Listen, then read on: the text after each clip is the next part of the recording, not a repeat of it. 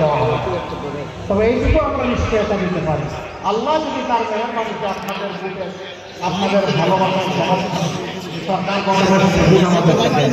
তাহলে কোনো শিক্ষিত চোরের হাত আপনাদের কোনো অংশ খেয়ে ফেলতে পারবে না, খেয়ে ফেলতে দেওয়া হবে।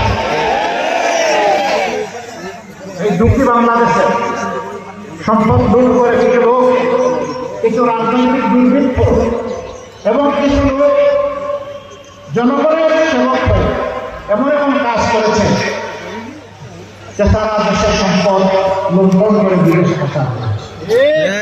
28 লক্ষ কোটি টাকা বাংলাদেশ ব্যাংকের হিসাবে যার ডকুমেন্ট আছে, আর যেখানে ডকুমেন্ট নাই তার কোনো হিসাব নেই। আমরা দেশবাসীকে কথা দিচ্ছি, আল্লাহ আমাদের কাছে দিতে হবে, ওদের পেটের ভিতরে হাত ঢুকে জনগণের সম্পদ বের করে আনবে। যা পারি যতটুকু পারি কোনো ক্ষমা নাই। এই দেখেন জনগণের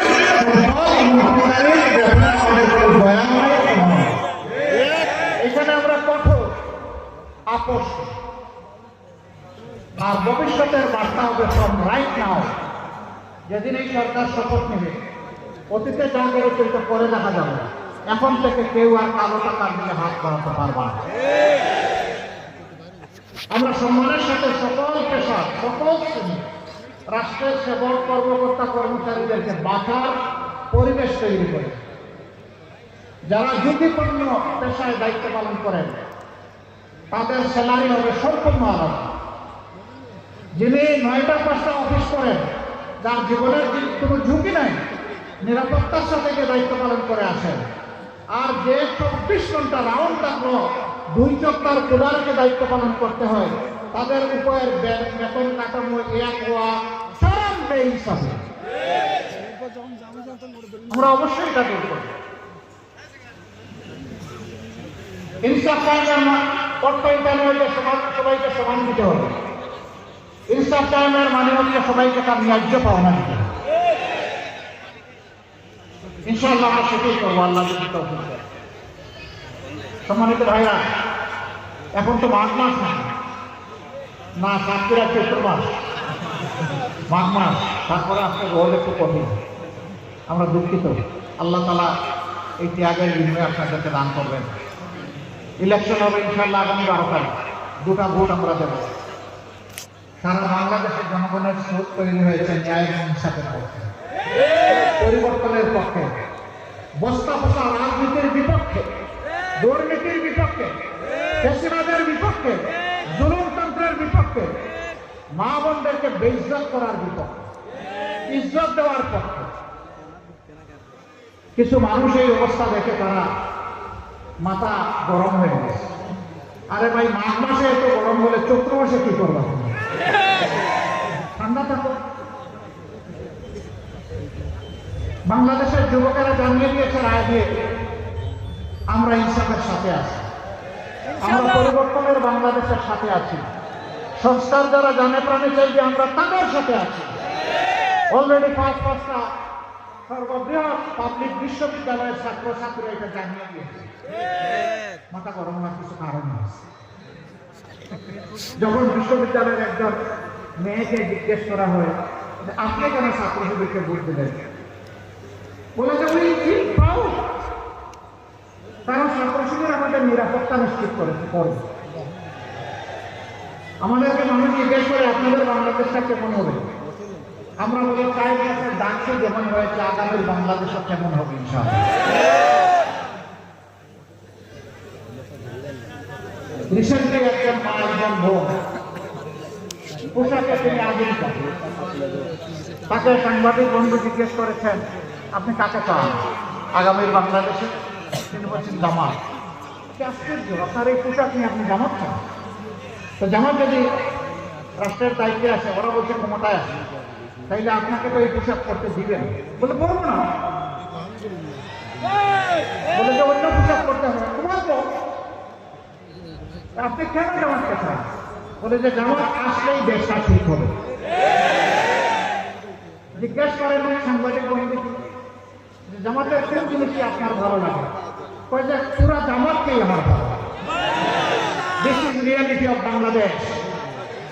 তিলে তিলে জ্বলে জ্বলে দেশপ্রেমের কঠিন পরীক্ষা দিয়ে অন্যায় এবং আধিপত্যবাদের কাছে মাথা নত না করে নিজ দলের নেতারা দায়িত্বশীলরা যেখানে হাসি মুখে পাশের কাজটা গিয়ে দাঁড়িয়েছেন, সেই দলকে আপনি ভাই ভয় দেখাবেন না। কিন্তু কিছু লোক তারা মায়ের পেট থেকে জন্ম নিয়েছেন, আমরা সকলেই মায়ের পেট থেকে দুনিয়া এসেছি, তারা আমাদের মায়েদের ইজ্জতের উপর হাত দিয়েছেন। আমরা তাদেরকে অনুরোধ করি, তোমরা তোমাদের মাদেরকে সম্মান করতে শেখো। যারা নিজের মাকে সম্মান করতে পারে তারা গোটা জাতি মায়ের জাতিকেও সম্মান করতে পারে। আর যারা নিজের পরিবারে নিজের মাকে সম্মান করতে জানে না তারা অন্য মাকেও সম্মান করতে পারবে না। আমরা তাদেরকে অনুরোধ করি, ফিরে আসো, এই অপকর্ম করবা না। মনে রাখবা, আমাদের জীবনের চেয়ে আমাদের মাদের ইজ্জতের মূল্য আমাদের কাছে বেশি। সুতরাং কোথাও আমাদের মাদের সাথে অশালীন আচরণ করলে আমরা কাউকে ছেড়ে দিয়ে কথা বলবো না। বিশেষ করে যুবকদের প্রতি আমার অনুরোধ, কোনো মায়ের ইজ্জতের এইরকম কোনো খবর পেলে জান প্রাণ দিয়ে সেখানে গিয়ে ছুটে হাজির হবা এবং বলে দিবা, তিনি আমার মা। আমরা আমার মায়ের মতো সমস্ত নারীদেরকে সম্মান করি। তোমরা কেন হাত বাড়িয়েছে জবাব দিতে হবে। কোথাও ছেড়ে কথা বলবো না।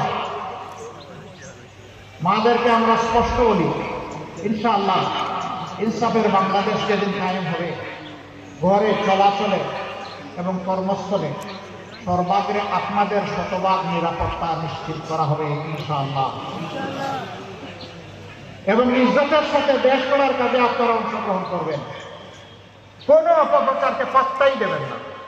মিথ্যাবাদীরা অনেক কিছু বলতে পারে, আমরা বিশ্বাস করি দেশবাসী ওই মিথ্যা অপপ্রচারকে বিশ্বাস করে। একদিকে কেউ কেউ মেয়েদের হাতে ফ্যামিলি কার্ড দিবেন, আরেকদিকে আমার মায়ের গায়ে হাত দিবে। কেমন ফ্যামিলি কার্ড? আপনি যদি সত্যি মাকে সম্মান করেন তাহলে সর্বত্র সম্মান দেখাতে হবে, সব মাকে সম্মান দেখাতে হবে। আজকে যে বাচ্চাটার বয়স, শিশু বাচ্চা, মেয়ে বাচ্চার বয়স 1 বছর, সেও আমার মা। কারণ সে যখন বড় হবে তখন সেও কোনো না কোনো সন্তানের মা হবে ইনশাআল্লাহ। প্রত্যেকটি নারীকে এইভাবে মা হিসেবে গণ্য করতে হবে। প্রিয় দেশবাসী, যুবকদের হাতে আমরা বেকারের ভাতা উঠে দেবো না। আমরা মনে করি যুবকদেরকে বেকার ভাতা দেওয়া মানে তাদেরকে অপমানিত করা।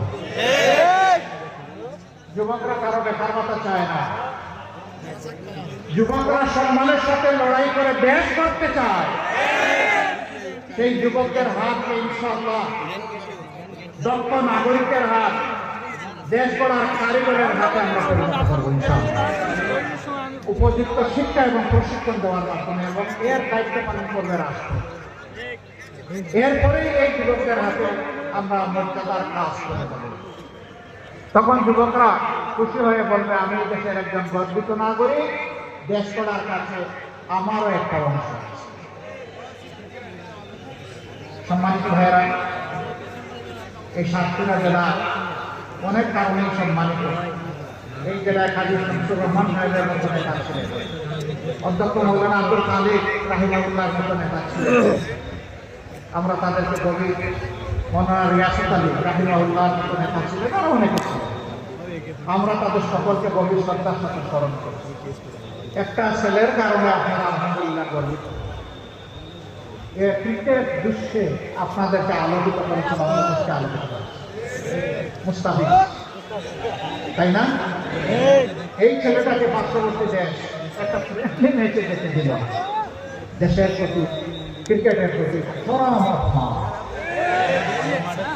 বাংলাদেশের ক্রিকেট বোর্ড এরকম বিব্রতকর পরিস্থিতি, ভারতে গিয়ে আবার এই অংশে খেলার দাবি ছিল যে খেলাটা শ্রীলঙ্কায় হোক, আমরা যাবো না।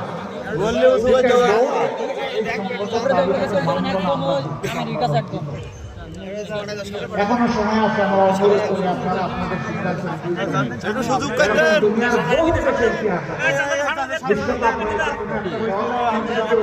অথবা ইচ্ছা সে বলেছে আমরা ওই দেশে খেলবো না, নির্ধারণ করা হয়েছে। যদি অন্যদের জন্য তাই করা হয়, বাংলাদেশের জন্য কেন করা হয়?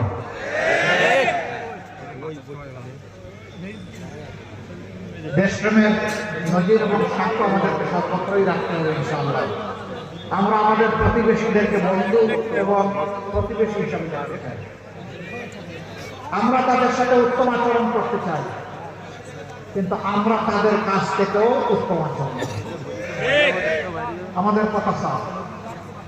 আমরা ন্যায়সঙ্গত পন্থায় কারো কোনো ক্ষতি না করে তাদের সাথে উত্তম সম্পর্ক আমরা রাখতে চাই, আমরা উত্তম বন্ধু হিসাবে রাখতে চাই। কিন্তু আল্লাহর কসম, আমরা কাউকে প্রভু হিসাবে আসতে দেব না। প্রভু আমাদের আল্লাহ রাব্বুল আলামিন, এর বাইরে আমাদের কোনো প্রভু নেই। এই ব্যাপারে আমরা আকর্ষণ, আমরা আশা করি আমাদের এই বিষয়টা মর্যাদার চোখে সবাই দেখবেন ইনশাআল্লাহ। সম্মানিত ভাইরা, দ্রব্যমূল্য ঊর্ধ্বগতি আছে, আমরা স্বীকার করি। সরকার হয়তো চেষ্টা করেছে, কিন্তু পুরোপুরি নিয়ন্ত্রণ করতে পারেন নাই। দুইটা দুষ্ট চক্রের কারণে দ্রব্যমূল্যের এই অবস্থা। একটা হচ্ছে চাঁদাবাজ আর একটা হচ্ছে সিন্ডিকেট। আমরা আপনাদেরকে কথা দিচ্ছি, আল্লাহ আমাদেরকে সুযোগ দিলে প্রথমে চাঁদাবাজের হাত শক্ত করে ধরে নেবে, তারপরে সিন্ডিকেট ভেঙে চুরমার করবে। কোথাও কোনো সিন্ডিকেটের অস্তিত্ব রাখা হবে না। শাসন হবে জনগণের শাসন। এই জন্য চিৎকার দিয়েই বলছি, আমরা জামাত ইসলামের বিজয় চাই না, আমরা 18 কোটি মানুষের বিজয় চাই। 18 কোটি মানুষ মুক্ত হলে আমরাও মুক্ত। 18 কোটি মানুষ যদি দালাল একেবারেই বিপজ্জনক পজিশনে পড়ে যায়, আমরা বিপজ্জনক পজিশনে পড়ে যাই। ভোট কয়টা? একটা হ্যাঁ অথবা না, তাই না? হ্যাঁ অর্থ হচ্ছে আজাদি, না অর্থ হচ্ছে গুলামি। এবার বলুন, গুলামি না আজাদি? গুলামি না আজাদি? সম্মানিত ভাইয়েরা, সেই আজাদি নিশ্চিত করার পক্ষে 12 তারিখ প্রথম শিল্পী পড়বে হাব, ইনশাআল্লাহ। হাব বিজয়ী হলে বাংলাদেশ বিজয়ী হবে, হাব হেরে গেলে বাংলাদেশ হেরে যাবে ইনশাআল্লাহ। আল্লাহ আমাদেরকে সাহায্য করবেন, হাব বিপুল ব্যবধানে বিজয়ী হবে ইনশাআল্লাহ। আমরা আমাদের সমস্ত পরিবারের সদস্য, প্রতিবেশী, আপনজন, প্রিয়জন, কর্মস্থলের সঙ্গে সাধারণ মানুষ, পাড়াপড়শি সবাইকে ইনশাআল্লাহ আমরা হাবুটের পক্ষে ভোট দেওয়ার জন্য আহ্বান জানাবো। কারণ হাবুট সবাইকে আজাদি এনে দিবে, গুলামি থেকে মুক্ত করবে। 2 নম্বর ভোটে আমরা চাই দাঁড়িপাল্লায়। কেন? এটি ইনসাফের। অবশ্য দাঁড়িপাল্লার সাথে আরো বসা করি, সবাই নিবন্ধিত। যাকে যেখানে দেওয়া হয়েছে আমরা সবাই জান প্রাণ দিয়ে তাদের পক্ষে কাজ করবো ইনশাআল্লাহ। আমরা অন্তত বাংলাদেশ চাই বলেই 11 লক্ষ বছর। আমরা কোনো বিভক্ত বাংলাদেশ চাই না, অতীতের কাশুন্ড শুনতে চাই না। যে কাশুন্ড গিয়ে গিয়ে বাংলাদেশকে ধ্বংস করা হয়েছে, ওই আওয়াজ আর আমাদের কাজ সহ্য করে না। এখন আমাদের যুবকরা, আমাদের মায়েরা, আমাদের শিশুরা ভবিষ্যতের স্বপ্ন দেখে এই দেশকে কেমনে মাথা উঁচু করে বুক ফুলিয়ে বিশ্বের দরবারে দাঁড়াবে সেই স্বপ্ন দেখে।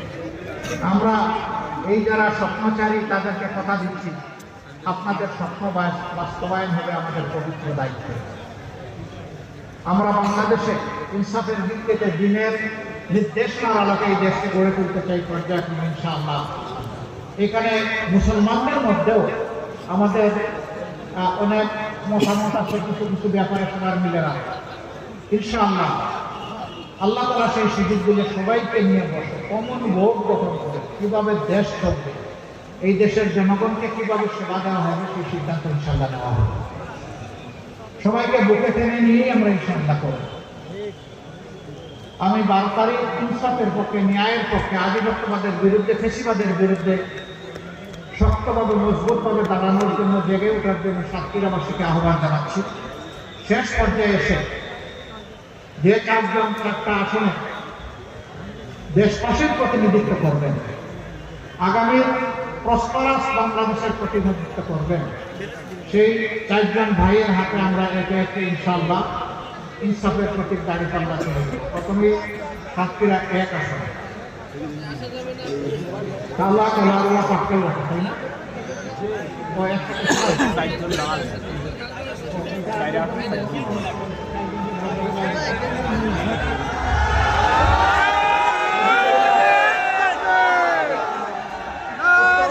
আমার কথা শুরু হয়েছে, এত বড় পাল্লার কোনো জায়গায় আমি দেখি নাই। আল্লাহ তাআলা এই বড় পাল্লার মর্যাদা এখানে আরো বড়ত্বের সাথে দান করে দেন। এখানে 1 নম্বরে একজন অধ্যক্ষ ইজ্জাতুল্লাহ, যিনি বাংলাদেশ জামাতে ইসলামীর কেন্দ্রীয় নির্বাহী পরিষদের সদস্য, সাতক্ষীরা 2 বিশিষ্ট আলেমে দ্বীন এবং শিক্ষাবিদ হযরত মাওলানা মুহাদ্দিস আব্দুল খালিক, সাতক্ষীরা 3 মুহাদ্দিস রবিউল হাসান, সাতক্ষীরা 4 গাজী নজরুল ইসলাম সাবেক এমপি। ইনশাআল্লাহ তাআলা আজিম আগামীতে সবাই হবেন আপনাদের দোয়ায় এমপি। ভাই মার্কা আছে? আছে। জুড়ে বলুন। আছে। মার্কা? দাড়ি বলো। আরো জুড়ে। দাড়ি বলো। সাতক্ষীরা। দাড়ি বলো। সারা দেশে। দাড়ি বলো। 12 তারিখ। দাড়ি বলো। সারা দিন। দাড়ি বলো। ইনশাআল্লাহ। দাড়ি বলো। বিজয় হবে। দাড়ি বলো। জাযাকুমুল্লাহু খায়রান। বারাকাল্লাহু ফি হায়াতিকুম। আসুন একটা স্লোগান দিয়ে আমরা বিদায় নেই।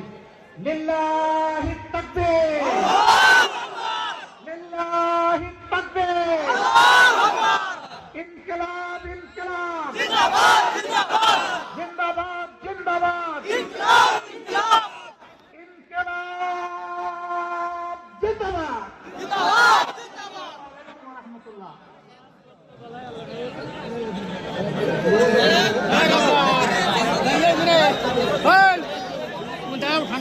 সংগ্রামী বন্ধুগণ, প্রিয় সাতক্ষীরাবাসী, বিভিন্ন প্রত্যন্ত অঞ্চল থেকে আগত সম্মানিত সাতক্ষীরাবাসী, সকলকে আমরা আজকের এই ঐতিহাসিক জনসভার আয়োজকদের পক্ষ থেকে, জামাত ইসলামীর পক্ষ থেকে, 11 দলীয় ঐক্যবদ্ধ বাংলাদেশের পক্ষ থেকে আপনাদের সকলকে জানাই আন্তরিক শুভেচ্ছা এবং মোবারকবাদ। আজকে ঐতিহাসিক জনসভা সাফল্যমণ্ডিত করার জন্য সকল শ্রেণী পেশার মানুষ, সাংবাদিক বন্ধুগণ, আইন শৃঙ্খলায় নিয়োজিত কর্মকর্তা বৃন্দ, সম্মানিত সাতক্ষীরাবাসীকে জানাচ্ছি আন্তরিক অভিনন্দন এবং মোবারকবাদ। যে সকল দায়িত্বশীলগণ দিন রাত পরিশ্রম করেছেন, স্বেচ্ছাসেবকের দায়িত্ব বহন করেছেন, মিডিয়ার দায়িত্ব বহন করেছেন, খাদ্য বিভাগের দায়িত্ব বহন করেছেন এবং বিভিন্ন পর্যায়ে যারা দায়িত্ব বহন করেছেন তাদেরকেও জানাচ্ছি আন্তরিক কৃতজ্ঞতা এবং মোবারকবাদ। সম্মানিত ভাইরা, স্টেজ থেকে নেমে যাচ্ছেন, সামনে ওনার গাড়িকে লক্ষ্য করে